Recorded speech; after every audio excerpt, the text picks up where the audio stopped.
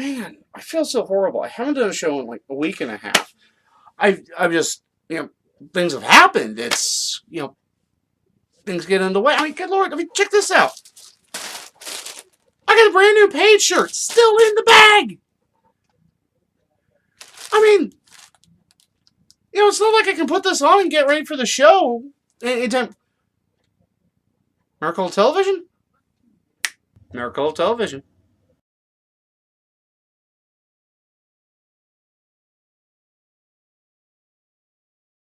Hello, everyone, and welcome to another episode of The Guido Goes Off. As always, I thank you folks for watching. Thank you to the new subscriber who has joined up with us. Thank you. Please enjoy the ride. Of course, we are looking for more subscribers. 100 is the goal before WrestleMania, so we got about a month and a half-ish to get this rolling. So please tell everyone you know about this show. And since you're here, why don't we get started with the actual show? Okay, first thing I want to talk about, breaking news today from the world of WWE. Apparently, Rich Swann and WWE have agreed to part ways. As everybody knows, I want to say it was December, but a few months ago, Rich Swann was arrested for domestic battery in an incident involving him and his wife, indie wrestler Su Yung. As it was reported, Swann and Young got into an argument. She told him to pull over. She got out of the car. He then proceeded to follow, put her in a headlock, and drag her back to the car. And it was reported by someone in another car, seeing the incident and hearing her screaming for help. As it was reported, there will be no charges filed against Swann. However, my guess is, much like the situation with Enzo, damage is already done, and so WWE doesn't want to deal with it, and I guess Swann understood. It is unfortunate, but given that there's going in a new direction with 205 Live, given the zero tolerance for domestic issues, and of course, it was reported last week, Triple H taking the reins of the Cruiserweight division and 205 Live by extension, they ain't gonna deal with that shit. So, I hope that Swann gets the help he desperately needs, because you do not do that to a woman in any way, shape, or form. You do not impose your will on another human being, especially someone you claim to love. You stood up in front of a bunch of your friends and family and said, promised to love, honor, and cherish. So again, I hope he gets help if he's wanting to get it, and because clearly he needs it, and that his life gets better, his relationship gets better, and that his career can continue. Now moving on to somebody joining the roster. It was reported recently that another former Impact Wrestling talent has joined NXT. Maybe you guys have heard of him, I don't know. But Mahabali Shera has signed with NXT. There was a tweet about it by Matt Hardy, saying welcome to the WWE family. Of course, he was doing it in Woken/broken speak, so still. As you know, he was discovered in a tryout in India, a native of India, big dude. So it's actually kind of timely, because, as you know, WWE, for some reason, really wants Indian talent right now. You heard me, Dunn. We're getting somebody from India over. Well, I thought we tried that with Jinder Mahal, sir. I meant someone actually from India. Wait, sir. Wait, sir. Anyway. So, of course, another big thing coming out this week was that Dolph Ziggler signed a new contract with WWE. Now, it was said that it was speculated last week that it was said by like a small podcast, probably bigger than this one, but small one nonetheless, did say that Dolph Ziggler signed an 11th hour deal that was a pretty sweet deal with WWE. Well, according to SI, Joseph Massaro, I think? Joseph Massaro? It was on Sports Illustrated. Anyway, Dolph Ziggler's contract is actually pretty sweet. His guarantee, he signed a 2-year deal with a guarantee of $1.5 million per year. So as you know, with the way WWE contracts go, that's the bare minimum he can make is $1.5 million.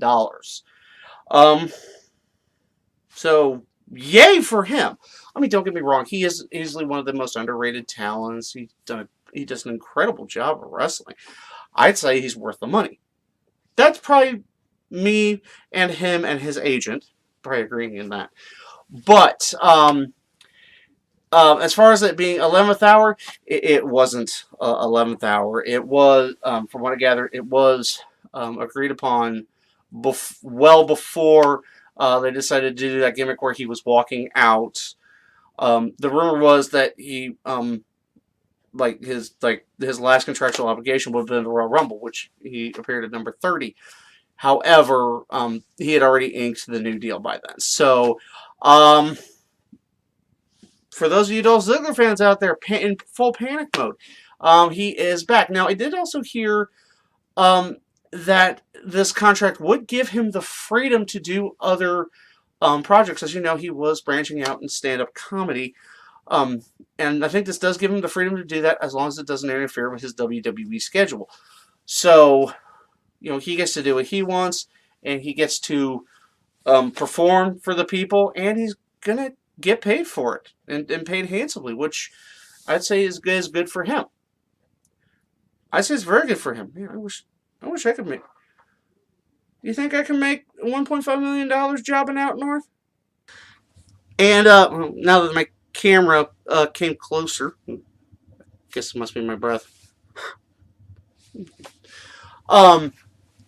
So, the last thing I want to talk about, apparently it's been now talked about, it was confirmed by sources within WWE that, at least as far as Backlash is concerned, the Backlash pay-per-view, which is believed going to be the May pay-per-view after WrestleMania, is going to be a co-branded event, meaning it's going to have both Raw and SmackDown matches.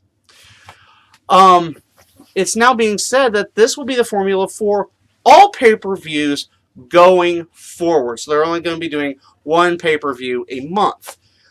We did know. A lot of fans have complained that there is simply too much wrestling, and which I don't see how you can't get enough. I mean, shoot, how many hours of wrestling do I watch, North? That's what I thought. And so they think of cutting back the number of pay-per-views, and now are planning on co-branding them. Now, it was recently released, and grain of salt with this, that because of this, the average pay-per-view is going to be about 5 hours long. Now, I could see them doing maybe 4, like they do with the Big Four, because all of those are co-branded, and there would have been 5 this year prior to the announcement with Money in the Bank being co-branded. So I could see them doing it 4, but 5 hours, yeah, no. I mean, especially bad enough. Like the last few WrestleManias have been like 6+. Last 2 WrestleManias have been 6+ hours each. So if they're, but according to WWE, it's the reason they're going to do this is because of lackluster ticket sales.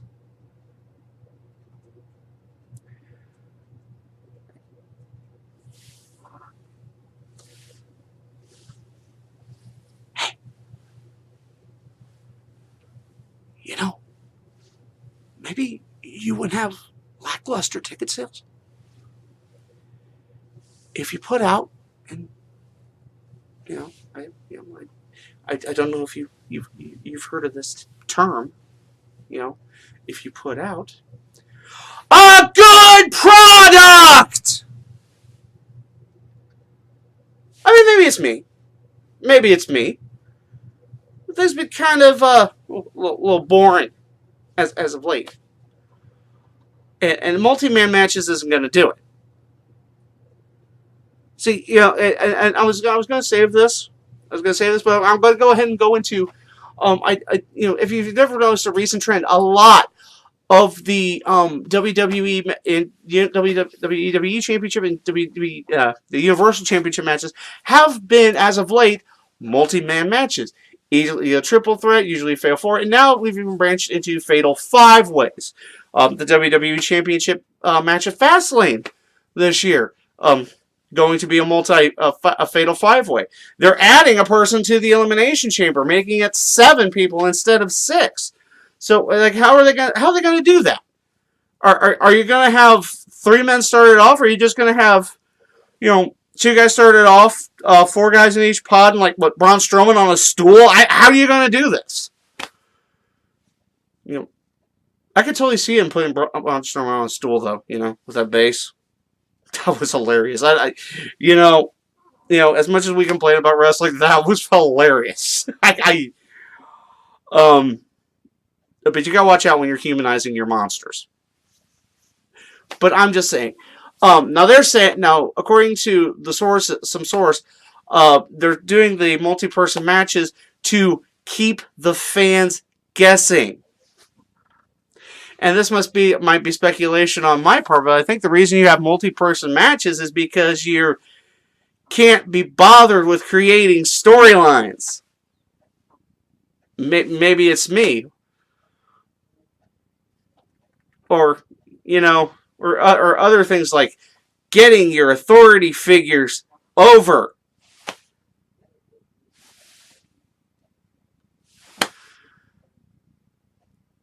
Whatever happened to just the good-old-fashioned days of wrestling? I mean, it makes, when it makes sense, it makes sense. But when you just keep doing it every month, I mean, you've been doing it a lot, especially with the SmackDown women, because you've simply put not invested anything in creating an angle. You've invested nothing in making a storyline. I mean, something is better than nothing, and what you are giving us is nothing. I mean, you're just cluttering. I'm trying to find the right allegory for this, but I mean, it's basically you just literally throwing stuff at a wall, and you're trying to get in multiple spots. It's like you have a bunch of names on a dartboard, or heaven forbid, a booking jar. Oh God, no! The booking jars are now used for the men too. Oh my God!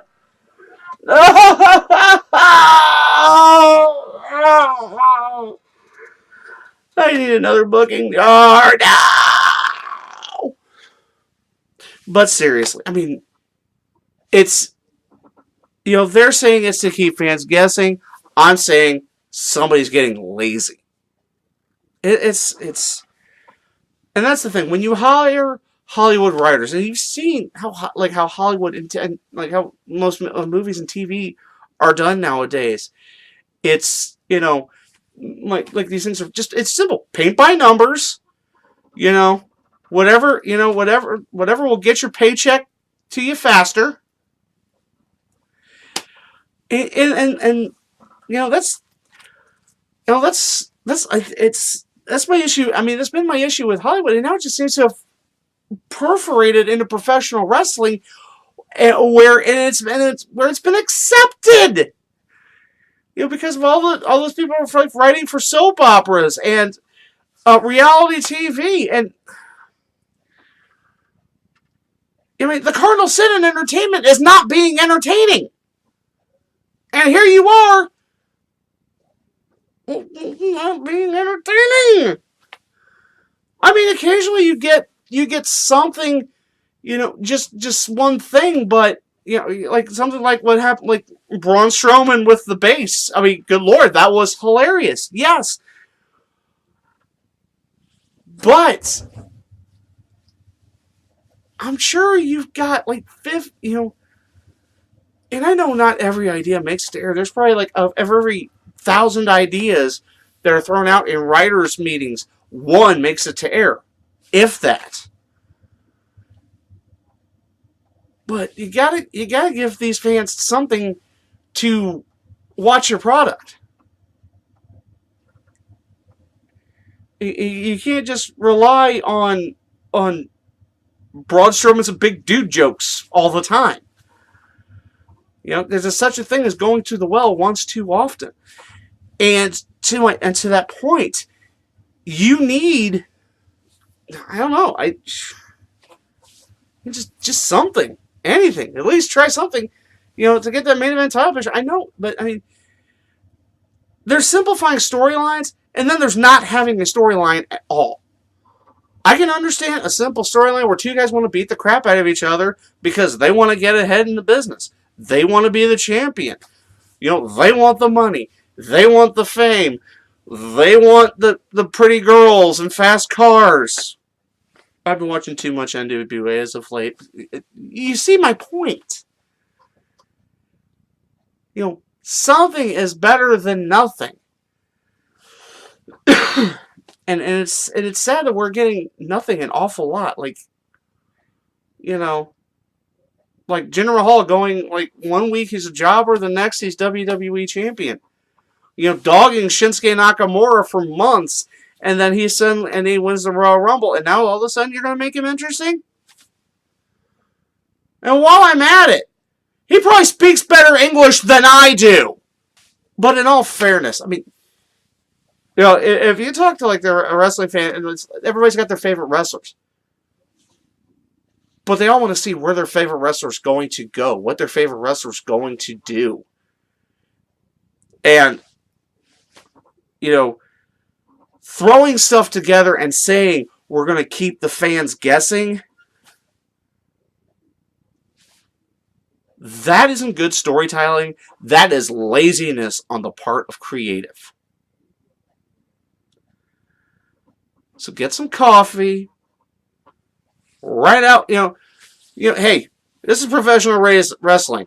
A world of undead wizards, evil male cheerleaders, voodoo priests, Ugandan giants, and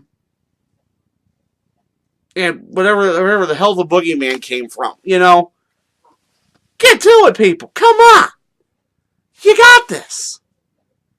This is not going to be shitting on creative. This is me going to be, hey, you guys got into this business for a reason. So get to work, boys and girls. Last thing I want to talk about, we got worked. From the We Got Worked department. Earlier, I think it was like Saturday, or Friday or Saturday, Booker T had Corey Graves on his podcast, and where it was revealed that apparently the T in Booker T stands for trolling, because everything he had said was a joke. I had reported on this show last week about Booker T saying that he wanted to fight Corey Graves, that he believed he could whoop his ass, because he said that he believed Corey Graves was the reason he lost his job on the Raw commentary team, getting demoted and having Coachman put in his place. Well, they had a good laugh about it, and apparently the complete opposite is true. Booker T is actually kind of relieved. He gets to do his own things. Now, of course, he runs his own promotion, Reality of Wrestling, runs his wrestling school, and will still continue to do the pre-show and the kickoff panels, and be an ambassador for WWE. Interestingly enough, apparently Corey Graves was in on it. And they had given an approval to the New Day, because I don't know if you know last week, New Day was making a lot of references to Corey Graves' fighting skills. And apparently They were the only two in on it. Nobody else in WWE even thought to call them and said, "Hey, you working it? Are you working this?" Even Michael Cole was worried. But Michael Cole a lot of the times misses the obvious, like wrestlers' names. I can understand. You get excited, and plus you got Ratface chirping in your ear. Which, if you ever notice, when he's like doing something like some of these foreign things, like when he was doing the okay, if you watch the Beast in the East live event or the United Kingdom tournament, Cole does a lot better job when someone isn't yelling in his ear to plug everything. So, but yeah, it's just like we all got trolled. Yeah, he's like nobody bothered. Corey was like nobody bothered to call and say, "Hey, is this a work?" Which apparently it was. Apparently the plan was all along when they hired Coachman. That Coachman was going to replace Booker T. Booker T was a stopgap on the Raw commentary team, and so everybody's shiny happy people. They're all holding hands or whatever it is Booker T and Corey Graves do. I don't know. I would think go drinking. I don't know. Having to deal with Michael Cole every Monday night, I'd probably go drinking too. But so apparently that's the reality of it. We all got trolled. Good job, guys. Good job. Well, that is going to do it for this edition of The Guido Goes Off. As always, I thank you folks for watching. Thanks again to the new subscribers. But anyway, as always, if you like what you see, please like this video. Share it with all your friends. And of course, if you have not subscribed to the channel, please subscribe to the channel. As we know, we're going for 100 subscribers by Mania. We are up to 64 last time I checked. So come on, let's get I want to get those numbers up. And I thank you folks for I thank you all, everyone who helps promote this show. And for those of you that have been half subscribed, that have been loyal since day 1, since day 3, since day 300. No matter when you join Guido Club, thank you. And please tell your friends. It really helps us out. It keeps me going. It keeps you guys watching keeps me going. That's kind of how this works. So, do you have anything to say about the topics that I covered? I know I was pretty dang long-winded tonight. But if you have anything to say about the topics I covered, please, as always, leave me a line in said comments section below. And, of course, you can always talk to me via my social media. I already covered the like, share, subscribe stuff. For everyone here at the Guido, for everyone here at the Guido Goes Off, which is just me and a cat, I am the Guido, and I think we're done here.